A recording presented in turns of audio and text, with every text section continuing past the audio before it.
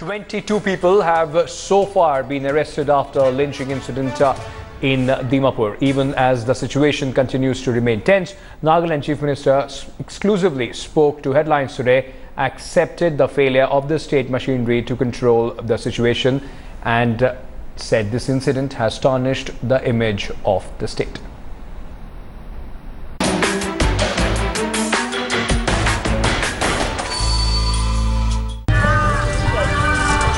Three districts of Assam under curfew. Tensions high after one of its residents was lynched on Thursday in the neighbouring state of Nagaland after being accused of rape. But the big news of the day, a shocking revelation by the rape victim who spoke exclusively to Headlines Today. That very night he gave me an amount of 5,000 rupees to let me keep silent, and he threatened me to kill and expose the entire incident to all. So I was afraid of my life. So I took the money and handed it over to the police the very morning. So it is totally a false allegation. The family of the accused meanwhile crying foul, saying he was framed in the case, even raising questions whether the victim had been raped at all. Speculation later quashed by cops. More than 20 have been arrested so far.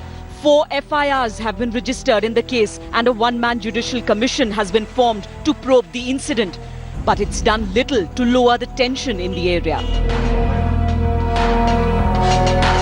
Initially, through this media report, the people talks about Assam, that some section of people agitating against this incident.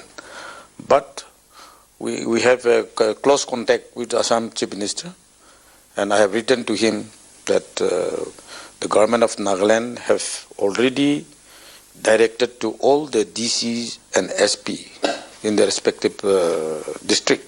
The case is of course pending with many more arrests expected. But one thing is for sure, that the government of Nagaland as well as the central government are taking the matter extremely seriously.